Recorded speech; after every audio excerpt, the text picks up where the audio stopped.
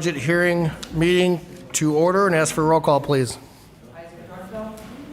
Here. Here.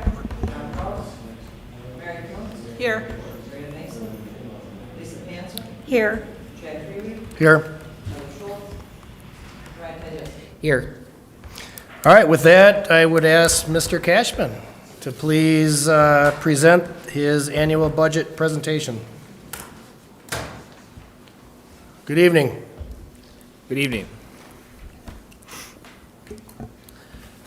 All right, so it's the 24-25 annual budget hearing. We're going to start off with just a recap of where we're at in the budget adoption process. So our preliminary budget was adopted in July, and that was basically done so we could start spending during the 24-25 school year. Our original budget will be adopted tonight, along with the tax levy being set tonight to meet our November 1st deadline, and I will certify that tax levy with the municipalities by November 8th. We're going to start off with the revenues of this year's current budget, and we're going to highlight some changes in Fund 10 revenue from previous year. So these factors affect the changes in the revenue from the prior year in that they affect our revenue limit, and our revenue limit makes up 85% of our annual revenue for the district. So enrollment is the first thing that changes on a year-to-year basis. This is determined by our third Friday count and our summer school FTE. The private school vouchers, this also impacts our revenue limit. This includes the Wisconsin Parental Choice Program and the Special Needs Program. Our equalization aid, which is impacting our revenue limit. This aid has an inverse effect on our tax levy, and by that I mean as the aid goes up, our tax levy goes down, vice versa. It doesn't change the entire pot of money or the entire amount of revenue that our district receives. So, and then property values also have an impact on the revenue for the current year.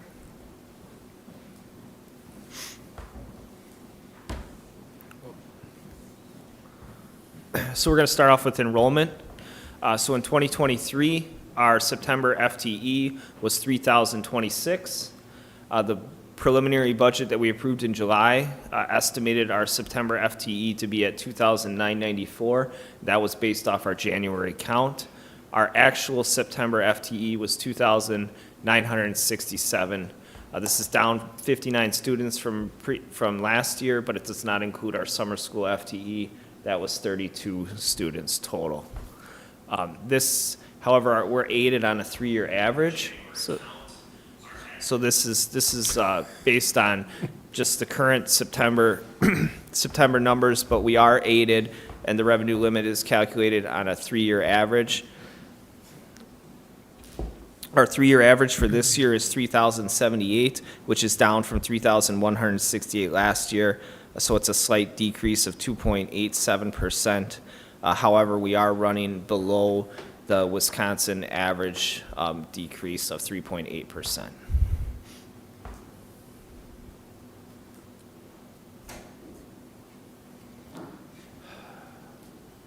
Moving on to open enrollment, our 24-25 open enrollment, we're down 3.2 FTE from last year. However, we are also down 16.6 FTE for students open enrolling out. So what that does is that basically shows a significant improvement of 13.4 FTE for the current budget year, which could impact the budget by as much as $130,000. Basically, we want students to come in. We don't want students to go out. So when we see a decrease in the outs, that's positive. When we see an increase in the ins, that's positive.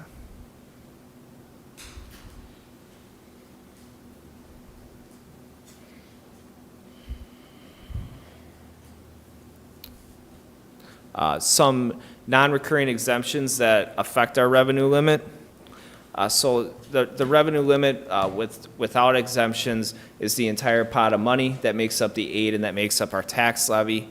These are some exemptions that occur on an annual basis that then increase that revenue limit for us. So we do get a decline in enrollment exemption of $1,032,000 this year.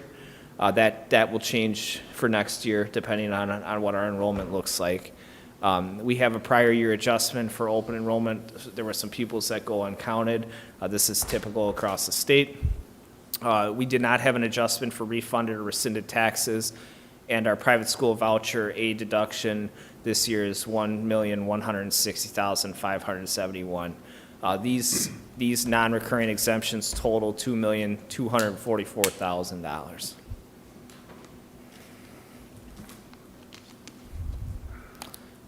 Changes in aid. So high poverty aid was removed from the current biennial budget that we are operating under. Previously, we had received $185,000 in high poverty aid. Our personal property aid increased $280,000 for the 24-25 fiscal year. Our equalization aid also increased $678,000. And our per pupil categorical aid, which is based on our number of FTEs times the dollar amount allocated to each FTE, which is $742 this year, that decreased $67,000. So the per pupil categorical aid, we actually get that like check, so to speak. So that aid comes in, it's a revenue, it can fluctuate when that goes up or down. It does impact our revenues. Equalization aid, when that goes up or down, it does not impact our revenues. It just impacts the amount of the tax levy versus how much we're aided on. So that's why at the bottom you can see changes in aid. The changes in the aid do not necessarily equate to additional revenue. Moving on to the choice program. So this is just a recap of the participation in the choice program for Beaver Dam. Currently, this year, we're seeing a slight increase in K through 8 students. It's up 1.8 FTE from last year, and we had a 1 FTE decrease in 9-12, so not a whole lot of changes for the WPCP participation. And we also did not see a change in the special needs scholarship program participation in terms of FTE.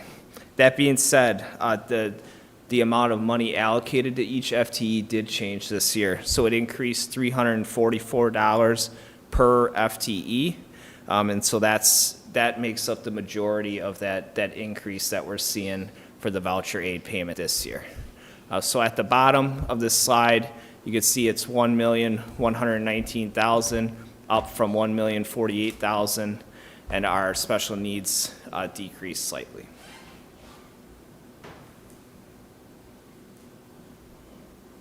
Moving on to equalization aid. Again, equalization aid combined with the tax levy equates to about 85% of our annual revenue for the year. The aid is impacted by several local factors, including membership, shared costs, which is how much all the districts in the state spend, and then some other state factors. Our equalization aid over the past 3 years, in 22 and 23 versus 23-24, there was very little change in that aid. This year we did see a slight increase in that aid at 2.73% from last year. Property values. So some exemptions that affect the revenue limit through property value, such as state aid for our exempt computers. The computer aid, as it's more commonly referred to, this did not change from last year, and the personal property did not change from last year either. Our total equalized value did increase for the whole district by 3.67%, and we'll talk about that in a little more detail on the next slide. This is higher than normal for historically, not higher than normal for the past 2 to 3 years, but we are on the lower end of equalized valuation increases compared to some of our neighbors here. So this is just a chart that kind of shows that comparison for us versus our neighbors in terms of equalized property value. You can see last year we had a 10.5% increase. This year that's 3.67. These area equalized property value increases are mostly due to new construction in the district, as well as fair market value increases on commercial and residential property. It's important to note ag property is not really a part of this. Ag property is valued very low to maintain it as ag and discourage commercial and residential building on that property. Beaver Dam has a significant amount of agricultural land in the district, so that would be a factor on why we're on the lower end. Other items would include just not having a huge push of new construction in the district compared to some of our neighbors. It's not a bad thing that this number is not significantly high. It does have a direct impact on the mill rate. They're correlated, so as your equalized value increases, typically your mill rate will decrease too.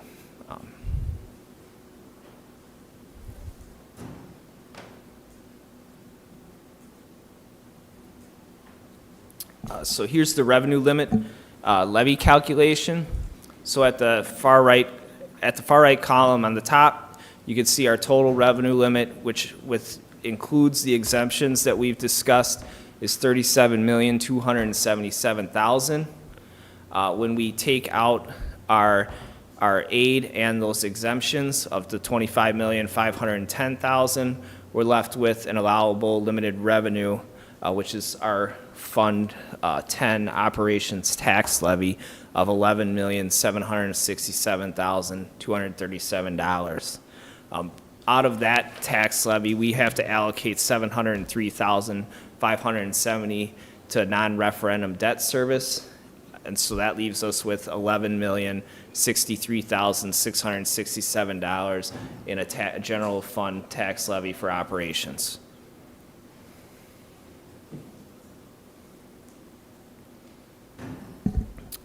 Our levy recommendation then, moving forward, it is my recommendation to exercise the full revenue limit authority for Funds 10 and Funds 38, to levy $1.3 million for Fund 80 to fully support existing and additional community programming and fund maintenance of our community facilities, and to levy just over $5 million in Fund 39 to be used for future debt payments or debt deficiencies in future years.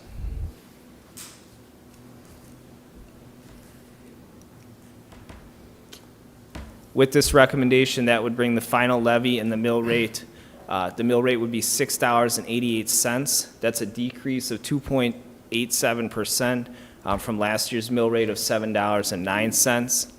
Our total levy of $18,083,606 would have an increase of less than 1%. That tax levy of that $18 million is made up of Funds 10, 38, 39, and 80. But it's also made up of the voucher payment. So $1,160,000 of that is to fund the voucher program. And that number is an increase of $64,000 from last year, or 5.87%. This is just a snapshot of referendums in the state. So on the far right column, you can see the number of referendums that are on next week's ballots. There's 138 totaled questions on the ballots, and that does not include the 104 that have already been asked this year for operational, both recurring and non-recurring, and for debt issuance for basically new construction, building, and improvements.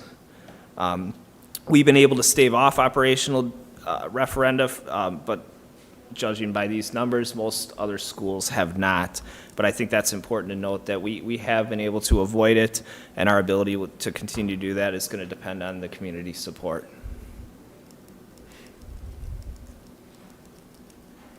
Mill rates. So this chart is showing our 23-24 mill rates. Again, we were at $7.09, so we were on the lower end of area districts last year and below the state average.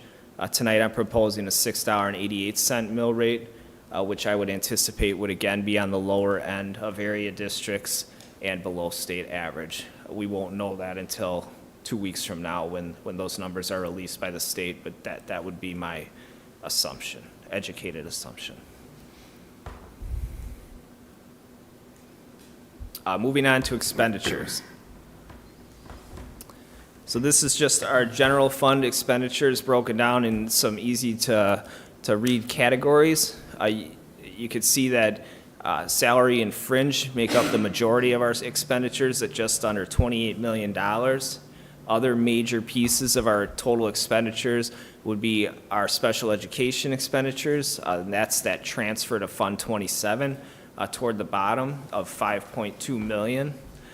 We also have a payment for open enrollment, so that's for the students that leave. That's counted as an expenditure on our books, and that gets distributed to the other area districts that our students go to, and then the voucher payment also.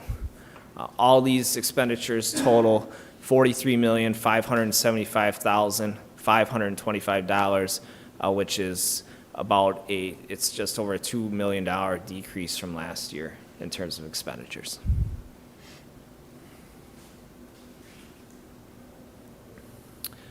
So diving into our expenditures a little bit more, this is expenditures by object. Object is a category that I use for my accounting purposes. So salaries and fringe, again, are the biggest pieces of the pie here. But I really want to talk about purchase services. So that's 20% of our expenditures, and the majority of purchase services is for individuals who are directly impacting kids. So most of purchase services could actually really fall into salary and benefits. The reason it doesn't is because it's for private contractors. So we're not actually paying these people under our payroll. We're paying the company, but these are still people that are directly impacting students. So those purchase services also include transportation, and they would include open enrollment. That open enrollment payment is also in there.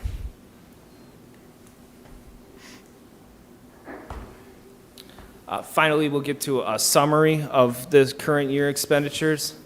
So this is just a breakdown of some important highlights.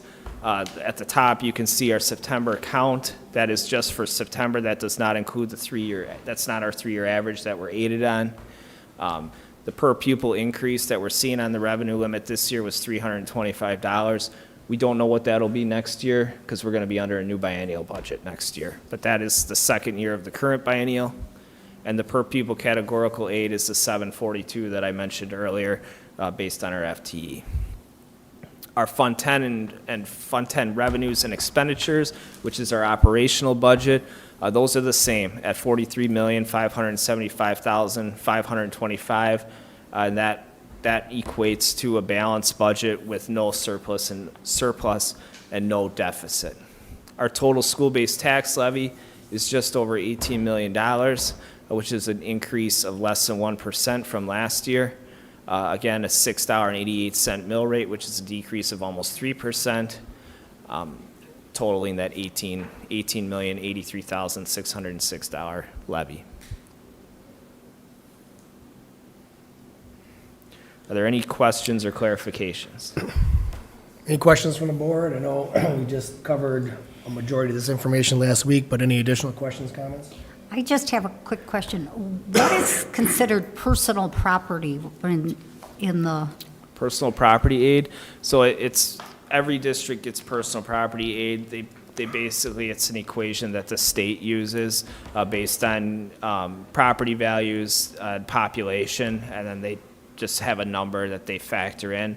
This year it's a little different because Act 12 played a factor, so that did fluctuate differently than it has in the past. But the main portion of that goes directly to the revenue limit hasn't changed in many years. So. Any additional questions from the board and comments? We had a really good presentation in committee and answered all our questions, so it's really good discussion. Thank you. Any questions, comments from any of the visitors here tonight? All right. Well, without any additional questions or comments, I ask for a motion for adjournment. Second.